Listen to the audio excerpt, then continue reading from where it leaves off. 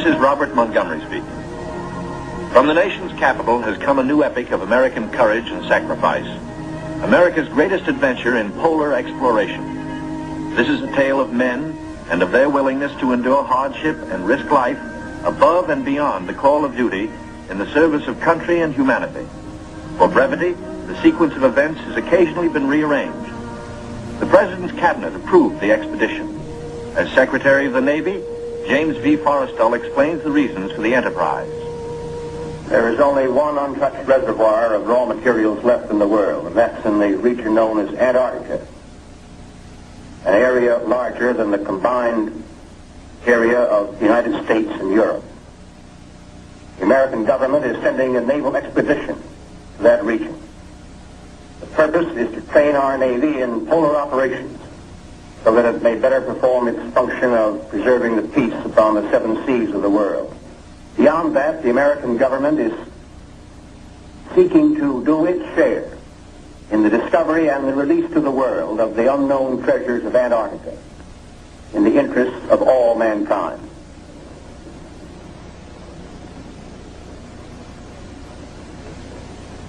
Thumbs up to this, gentlemen. The Secretary has approved our plans, confirming you, Admiral Byrd, as the officer in charge of the expedition, and you, Admiral Cruzen, as the task force commander. And we get everything we need. That makes Operation High Jump the greatest polar expedition in history. Admiral, time is going to be our greatest handicap. By the time we get through this very difficult ice pack, the summer will have ended and the fall will have set in. Never before has anyone attempted to take a fleet of thin-skinned steel ships through 300 miles or more of crushing ice pack. I have great faith in your skill, courage, and determination. And now, gentlemen. Admiral Nimitz reviews the operations plan. The expedition will comprise 3 groups: a central land plane group to explore the interior from Little America, and 2 seaplane groups, the eastern to map that half of the continental shoreline, and the western to map the opposite coast of Antarctica. After the original orders have been issued, 3 months of planning are needed to organize the giant venture. This is Robert Taylor speaking. At the world's greatest naval base, Norfolk, Virginia, ships of the Central and Eastern groups are loading. The flagship, Mount Olympus, equipped with powerful radio and radar, will serve as the leader's voice of command. Admirals Byrd and Cruzen come aboard to check staff preparations, food, fuel, and clothing for 4,000 men. Byrd greets staff officers who have fitted out the expedition. Not a few vessels, but a fleet. Officers and men, not hundreds, but thousands, and pilots by the score. The Chief of Staff, Captain Quackenbush, calls up the fleet's youngest recruits to meet the admirals, who name them Running Jump and High Jump. The pups are unimpressed by rank. Running Jump and High Jump are first arrivals from the Chinook kennels at Wanalancet, New Hampshire, where sailors are learning the art of navigating dog sleds. Everything happens to sailors. But soon they come to understand and to love the Huskies. They watch their dogs carefully to see that they have enough to drink and enough to eat, and always at the right time. Dog Watch Blue Jackets practice the patient care that will keep the dogs in prime form. Not only food, daily attention to their eyes so that they may not suffer the dreaded Arctic snow blindness, and the inevitable vitamin pills that even dogs can't escape these days of ABCD health. The boys learn all the tricks. Tickling of the throat and a pat on the nose gets the pills down. The dog sleds are the small boats of the Antarctic. Each carries 600 pounds, with 10 dogs hauling. Each dog's harness is tailor-made, carefully fitted to avoid the chafing that has been fatal to many a sled dog at below 0 temperatures. The Husky's paws are equally important. There are canine snowshoes, precisely notched for the pulling claws. In cut-down auto chassis, the sailor drivers finish training. Huskies so often have meant life itself to Admiral Byrd that he calls them his Antarctic Life Insurance Company. From Norfolk, Admiral Cruzen sails aboard the Mount Olympus. His crews are a cross-section of the country's manhood. Admiral Byrd will follow later in the carrier Philippine Sea. The Coast Guard icebreaker, North Wind, powerful plow horse of the expedition, backs out. The seaplane tender Pine Island is first to stand out to sea. Steaming south via the Panama Canal, the fleet must cover 12,000 miles to reach Antarctica. At the 100th meridian west, the groups are to separate, and the central group proceed to a rendezvous point at Scott Island. This is Van Heflin speaking. Sailing day at Santiago finds the Western Group helicopters practicing final pinpoint landings on the newly installed helicopter flight deck of the seaplane tender Currituck. They are to serve as eyes of the fleet when it buffets through the pack ice, and when need be, to go on rescue missions. For exploration, 3 Martin Mariners, called PBMs, with a flight range of 3,000 miles, are spotted aboard the Currituck. Ships of the Western Group will proceed 10,000 miles south to the Balleny Islands, 860 miles to the west of Little America. Wearing the whiskers of Neptunus caninus, Ricky, the veteran husky, presides as the pups become doggy shellbacks. The oncoming shadow of the Antarctic intensifies preparations. Bamboo is spread for trail marker sticks. These, topped with flags, will form lifelines to guard the men against losing the trail in blinding blizzards. Small details, but vitally important in the wilderness of ice. The dogs are inoculated against infection. Now the serious business of the sea takes over. Danger menaces the fleet oiler, Cacapon. She must fuel the fleet now to lighten her cargo of 4 million gallons of oil. If storms strike her, plates may warp, rivets shear, and her back may be broken. And ahead are the dreaded roaring 40s. Deck parties run with hauling lines, bringing over the Cacapon's captain for a conference.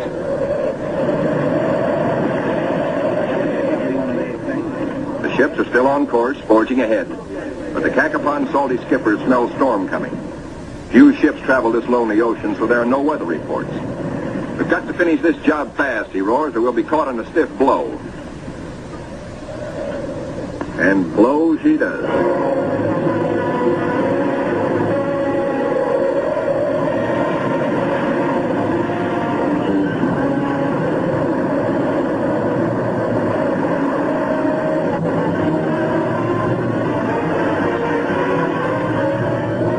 Dawn and clearing skies, but still the gale blows hard.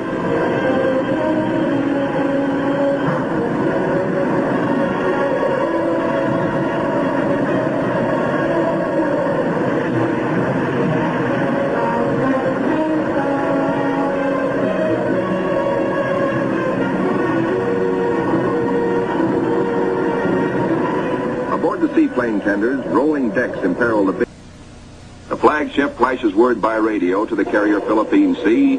Base ready, weather suitable. On the carrier, 6 planes, triple checked, are ready for their moment of destiny. Admiral Byrd has given the pilots a final briefing. Everything depends on split-second timing.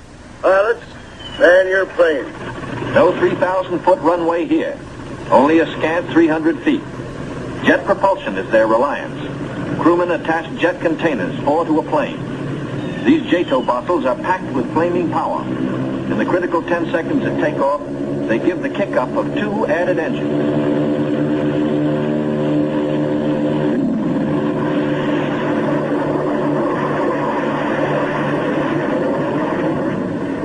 Byrd is airborne in exactly 100 feet.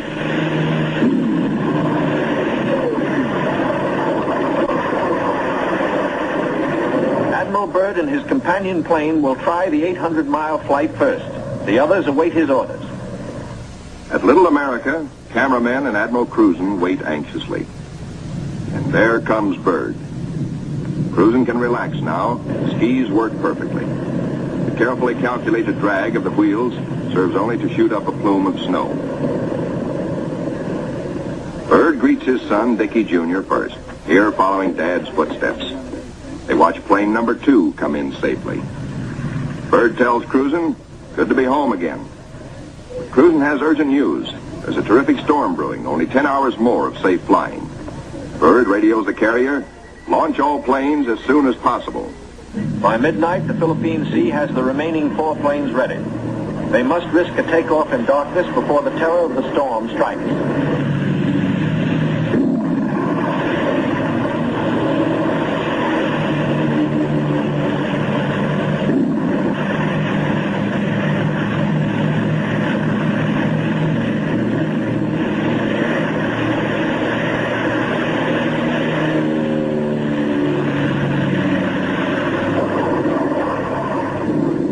Finds the planes over the pack ice. With frozen death below and weather closing in, navigation becomes tricky. This close to the pole, the magnetic compass is no help. At the base, men scan the gray skies, looking, and finding only the blackness of the approaching storm, now visible to the east. If the planes don't make it within an hour, but in they come, one by one, to land in the last remnants of clear light. Each landing is the first on the ice for each pilot. These men are the first ever to fly big planes into the Antarctic. Or on previous expeditions, the planes were freighted in, assembled, and only then were they flown. These Navy and Marine Corps flyers have been bred on stormy going.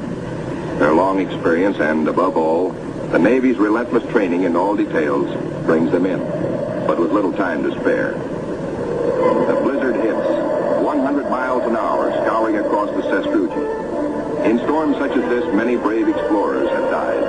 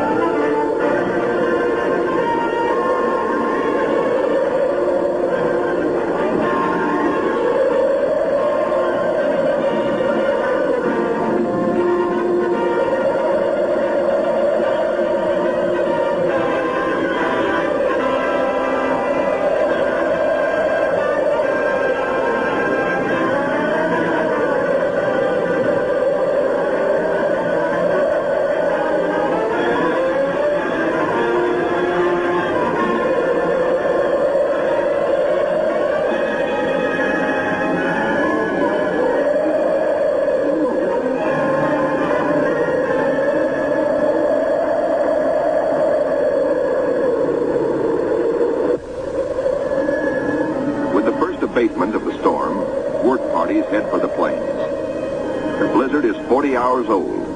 The wind has become bearable. The expedition flight schedules are days behind. They must get the heaters going, clean out the frost. The Antarctic offers no quick machine service as on standard Navy airfields. Fuel for the heaters must be hand-dragged, hand-pumped, hand-fed, with the temperature far below freezing. The chow wagon, the never-failing CB tractor, gives the work parties a lift back to the mess tent for hot coffee, food, and warmth. Only the Navy, Marine Corps, Coast Guard, and Army cameramen who made this official record know the price they paid for these blizzard films. They covered the Pacific battles for posterity. This cold day, they froze their whiskers to make these first color films of an Antarctic blizzard. Little America digs out. The planes still stand on the line uninjured. Icicles and snow to be cleared off, but no plane blown away. Lashings held. Tent City intact proved out the technique of survival evolved by Byrd in a lifetime of exploration. Not one tent went down.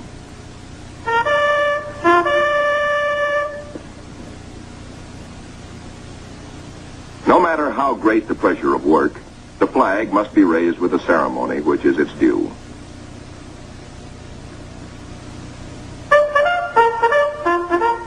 Admiral Byrd declares Little America IV in full operating commission. The Admiral and the party ride Weasels 12 miles south to visit his earliest camp, marked by the radio towers. Little America I, now 40 feet under the snows of 17 years. And above it, Little America II, 25 feet under the snows fallen since 1935. Captain Boyd, United States Marine Corps, ties on a safety line. While Admiral Byrd and 3 veterans of his previous expeditions watch, Boyd inches his carcass down the old ventilating hatch. It's stood 20 feet in the air when it was put up 12 years before. He pokes a stick up as a marker for the main hatch. Now all hands, the Admiral included, will have a chance to go look-see. Below, the old-timers find a lantern that lights at once, and all manner of other gear. For here in Antarctica, there is no decay, no rust, no dust, not even germs. Fruits, vegetables, meats, all good after 17 years. Small wonder Bird preaches that one day Antarctica may be the world's storehouse to keep the 7 years surplus for the 7 lean years. Bird, bringing with him the old corn cob he'd forgotten in 1930, comes up last. He meets heavy going, but he makes it the hard way and seems to like it. Can men survive in freezing water? Men from Mars, members of a special underwater demolition team, wear the new cold water rubber survival suit. In contrast to these skylarking youngsters eating ice cream in the ice, men in ordinary clothing are paralyzed in 6 minutes and die very quickly thereafter. Yet these sailors, wearing only underwear beneath their survival suits, stay in half an hour and come up chipper and warm. On the sunny afterdeck of the Mount Olympus, the expedition's prize penguin catch, the big emperors, are living the life of penguin Rileys. They grow 4 feet tall, weigh up to 80 pounds, and are the only creatures who live throughout the year on Antarctica. Eons ago, they flew. In time, their wings evolved into swimming fins. Their deep feathers are the warmest known. Their feet, thick leather-like pads. On these, they lay their single egg and tuck it up within the body feathers for warmth, to hatch it. In captivity, they must have their vitamins. Keeping them alive for the return voyage is quite a problem, for their bloodstreams have no germ resistance. Their necks are ball-bearing. Strangely enough, the smaller captive penguins prefer their fish fillets. They won't eat live fish out of a pail. The rockhopper penguins are the clowns of the Antarctic. 20 inches high, cocky yellow eyebrows, sassy, and forever hungry. As the men find out, they'll eat their weight in fish every 3 days. The gathering of scientific data ranks high in expedition plans. Admiral Byrd says goodbye and good luck to an over-ice expedition which is to probe deep into the Rockefeller Mountains, 300 miles southeast. 2 LVTs hauling supply sledges strike out into the white darkness, their mileage checked by bicycle wheel counters astern. In the mountain rocks, they will seek minerals and ancient petrified vegetation. Hourly, they will record important aerological data. But exploration by plane has priority 1. 1.5 million square miles are to be explored and mapped, and the oncoming winter soon will end flying weather. The wheels come off. But both takeoffs and landings on the ice must be made by skis alone, delicately balanced to feather in the wind, yet strong to stand the shattering shock of landings. Organized exploration on a scale hitherto undreamed of calls for precision timing. Each plane is serviced on exact schedule with 1,200 gallons of high-test gas and with preheated oil tested to function at 80 below. A pressure tank, especially designed for operations in deep cold, pumps the oil into the planes. Daily flights begin. Each plane has a definite sector to explore, a definite timetable, a definite radio report schedule. While the weather holds, flights operate around the clock. For emergencies, the LVTs cache provisions and fuel at the limit of their range. To aviators forced down, to rescue planes sent out to bring them in, these cairns may offer the one hope and may mean ultimate survival. 1,200 miles to the east, the Eastern Group vessels and planes are exploring the mysterious Phantom Coast. Aboard the destroyer Bronson, the commander of the Eastern Group, Captain George Dufek, makes an exploration voyage. He sails close in to Mount Erebus, 14,000 feet above the sea. It is the only known active volcano near the South Pole. Captain Dufek, his mission accomplished, returns to rendezvous with the seaplane tender Pine Island. Personnel transfers to the destroyer must be made by breeches buoy because of rough seas. This officer would probably prefer a boat. The deep roll in the destroyer's outward flaring bow forced the handling crew to wait for the exact moment to haul inboard, lest the man be dashed against the ship's side and killed. It is Captain Dufek's turn next. The line is set higher. The seas run stronger. The ships roll dangerously apart. The line slacks, then snaps taut and breaks. A 50-foot plunge downward. Dufek disappears. Away, lifeboat! Men jump to stations. Lower away. Hurry, hurry. 8 minutes in this icy water means death. Speed is the only hope. The boat sheers clear. Heads out fast to the rescue. Captain Dufek reappears. He has managed to inflate his life jacket.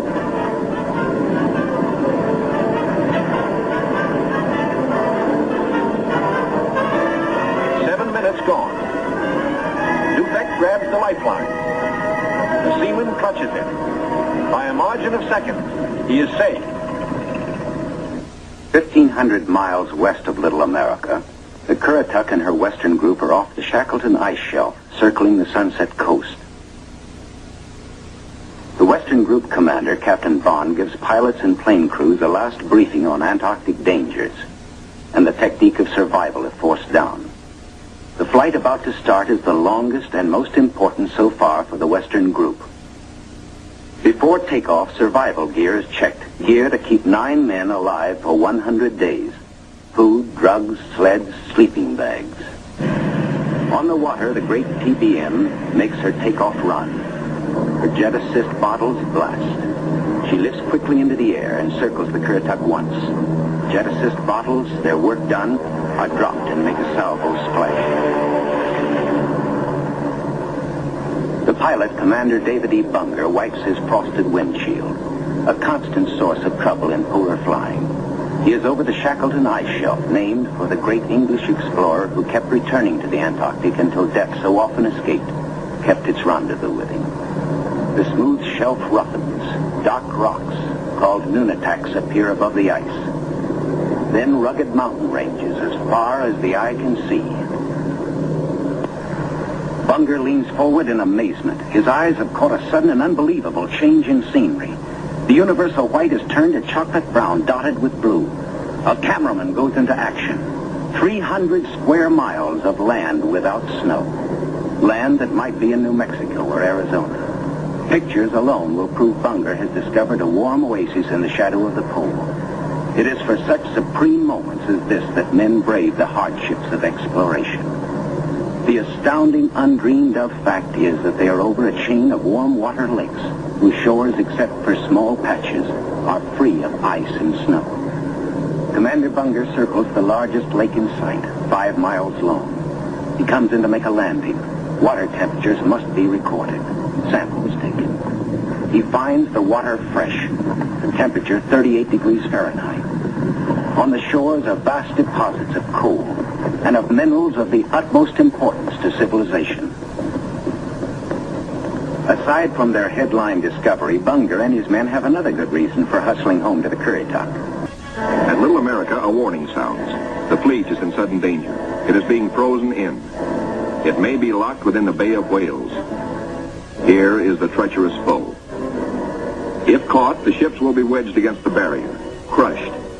Here will be the graveyard of the fleet.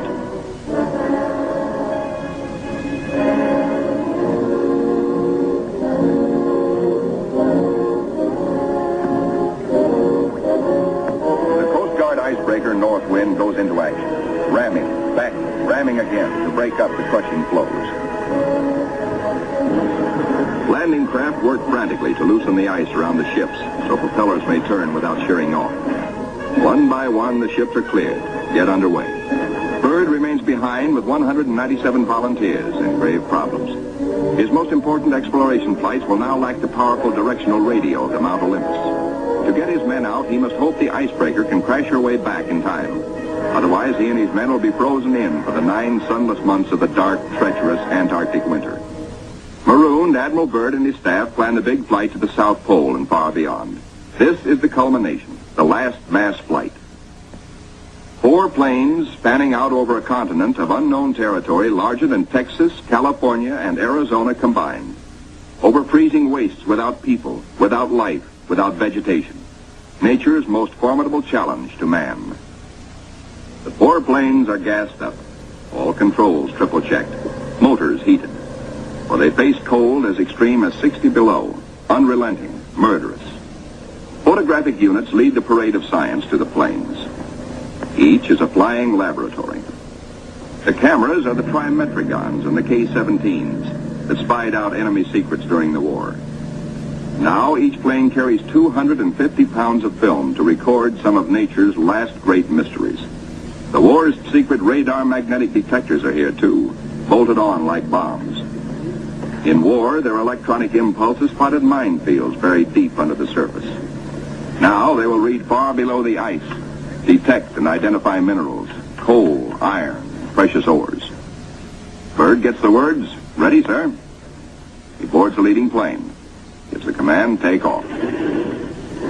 Crews hasten to rock the ships and thus free the skis frozen to the ice.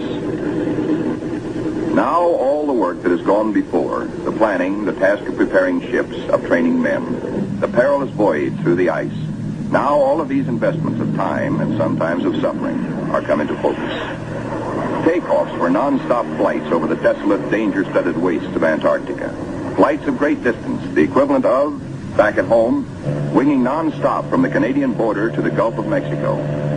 Aviation is all important in the Navy's Antarctic exploration, just as aviation is all important in a modern Navy that must be strong under and above the sea, as well as on it. We'll be right back with The shelf ice. Byrd leads his 4 planes in the long climb over pressure ridge areas, heading for the polar plateau, 10,000 feet up. Below are no landing fields, only deep crevasses. Pressure ridges 100 feet high.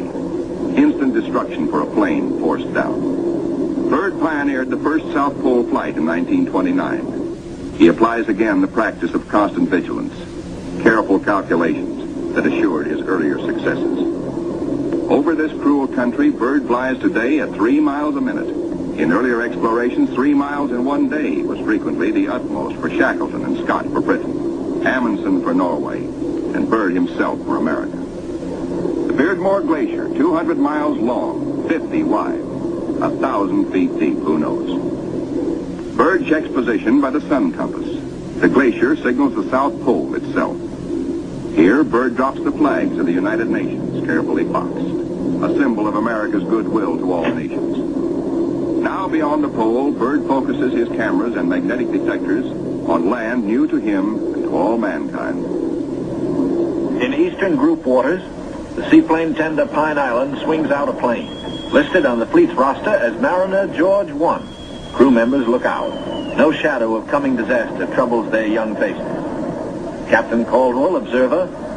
Lieutenant J.G. Frenchy LeBlanc, pilot in command. Lieutenant J.G. Bill Kearns, co-pilot. Ensign Lopez, navigator. And a crew of 5 take off to map the treacherous Phantom coast.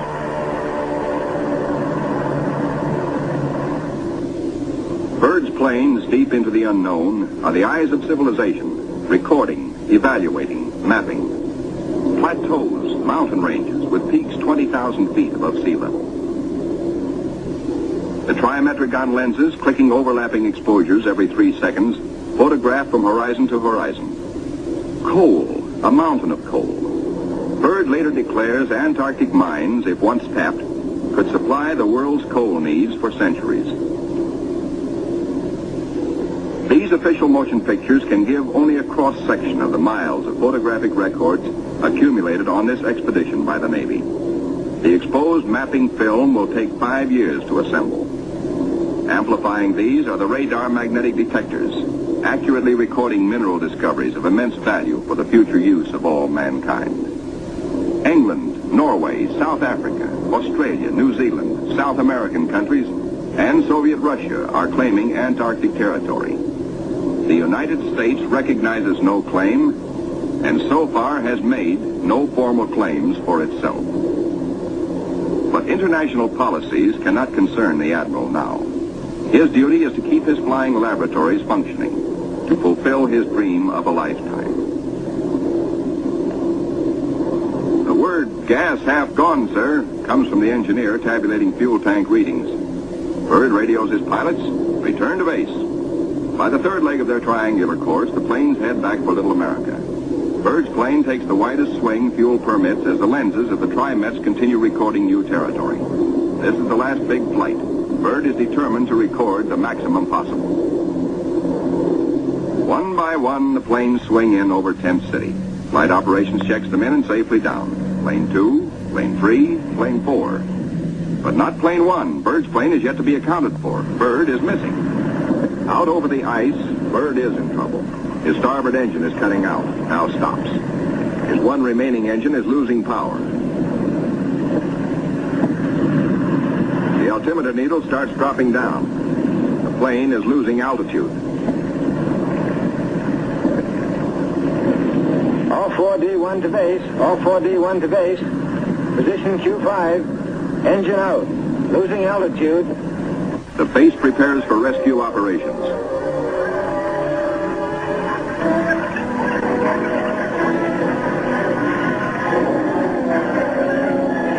Handicapped by the partial power of one engine, the plane is in jeopardy. Down she drops. The needle drops from 3,000 feet down, threatening peaks around. A further drop might mean a crash. Only one hope: reduce the load, lighten her at once. Maybe that way, maybe if enough weight goes, maybe she will hold. Already the mountains are above. She is deep in the valley, deep in the shadow of disaster. The needle drops downward from 1,700 feet. Jettison all gear.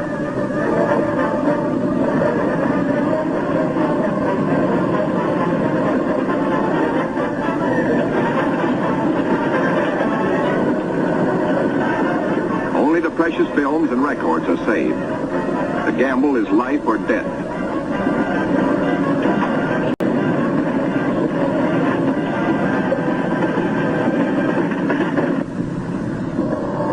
The altimeter levels off at around 900 feet. Slowly she starts to climb. She is gaining altitude.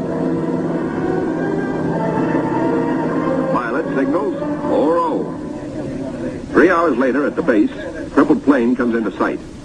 Men peer closely, tense, hushed, as they see the starboard prop dead. The one-engine landing is tricky at best. With skis, on ice, hold your fingers crossed for the pilot.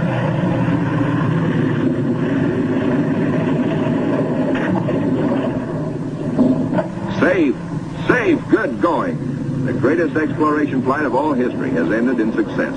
The flight beyond the South Pole. The flight beyond imagination. But over the Pine Island with the Eastern Group is the shadow of tragedy. Captain Dufek flashes the word by radio. To Eastern Task Group. From Task Group Commander, Mariner George 1 overdue. This group commence standard search and rescue operations immediately. Grim men with grave news from Captain Dufek. No time now for jubilation over his own escape. No mood for rejoicing. Bird knows better than any man the tragic import of the message. In the freezing danger of the Antarctic, seconds are hours. Minutes are days. Every resource of the expedition must be mobilized instantly. All planes must take the air. All men stand alert for emergency duty. Over the ice pack, above the open sea, across the barrier. Mariner George 1 is down with men. No radio signals coming through. That means a crash. Search. Search. Search. Wherever the plane is, it must be found. For maddening, anxious days, fog shrouds the area where the accident most likely took place. Men are frantic. Yet daily, at their own request, at their urging, in fact, the crew of the Pine Island gathers for prayer service. On the 13th day, the weather breaks clear. Captain Dufek sends another PBM into the area heretofore shrouded in fog. At last, in clear visibility, the pilots and men scan water and pack ice along the Phantom Coast. Wherever they are, the 9 men of the George 1 have been lost almost 2 weeks. Hope is thin. 5 hours out, Commander Howell, the pilot, spots smoke. A signal fire. Some are alive down there. How badly hurt? How many live? George 1 smashed. The wreckage scattered, some of it burned. And a message on the wing. Lopez, Henderson, Williams, dead. No seaplane can land on the ice. Can the survivors reach open water? Howell must drop a message. We'll land Barrier's Edge 10 miles north. We'll drop flags to mark trail. If you can walk it, form circle. If not, form line. Howell knows the gravity of the decision Captain Caldwell must reach. But if the men can walk, a day may be saved. A precious day for the injured. Howell flashes the news. Captain Dufek gets the word and gives it to the Pine Island by loudspeaker. Attention all hands. This is the task group commander speaking. Mariner George 1 has been sighted. Rescue operations are in progress. Howell circles his PBM over the wreckage. He watches for his answer. The huddle of men breaks apart. They've reached a decision. It's a circle. They'll try the 10-mile trek to board the PBM at the water's edge. Howell's crew have the relief gear ready now for the men below. Cargo chutes float the heavy packages down. First aid boxes, rations, skis, blankets. For men hungry, cold, hurt, and losing hope, the chutes are as lovely as shining stars. Symbols of life restored, of return to families who've been waiting and praying. Now to mark the trail. The PBM's crew have hundreds of flags, each weighted to land and stay upright. If fog should again close in on this desolate coast, there must be no second disaster, no wandering from the road to rescue. The survivors follow the trail markers. 5 able to walk, 1 on a sled, 10 miles to go. These men are marching out of the shadow of death into the sunshine of life. Aboard the rescue plane, ready to leave the barrier edge, the survivors, 6 thankful men, jerk out their story in bits and flashes. How Henderson, Lopez, and Williams died in the crash and explosion when they smashed up in milk bowl visibility. How they found scattered cans of food, a stove, and fuel to keep it going, and 1 tube of sulfur tablets, just enough to keep Frenchy LeBlanc, their gravely injured pilot, barely alive. Proudly they tell how Captain Caldwell consulted them all in dividing their little food, how he kept watch, inspired their faith, and how they prayed as men always do when there is no other hope but prayer. Bill Kearns, co-pilot, grins hello. First off is Frenchy LeBlanc. Corpsmen carry him tenderly in a Stoke stretcher. Moore and Robbins pulled him out of the blazing nose of the plane, but his back, hands, and face suffered third-degree burns, and in the Gethsemane of waiting for rescue, both legs were frozen to the knees. Amputation is inevitable, but he will live. The ship's company of the Pine Island greets their skipper, Captain Caldwell, observer on the flight.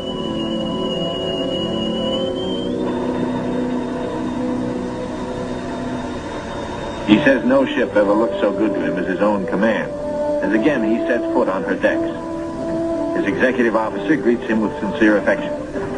Captain Dufek warmly welcomes the survivors. Co-pilot Kearns, his broken arm in a sling. McCarty, photographer. Ward, the radio operator. And smiling Shorty Robbins, the motor mech. The head is warm. A hot bath, clean sheets, and long hours of restoring sleep. News of the rescue finds the icebreaker with Admiral Cruzen fighting her way through thickening ice to pick up Admiral Byrd and his men at Little America. Byrd is radioed for all speed. At the base, the Admiral supervises Operation Secure. All essential records and scientific instruments are to be taken home. The planes must remain. They are stripped down with the hope that another American expedition in a future year may find them of use. Supply dumps are marked by poles.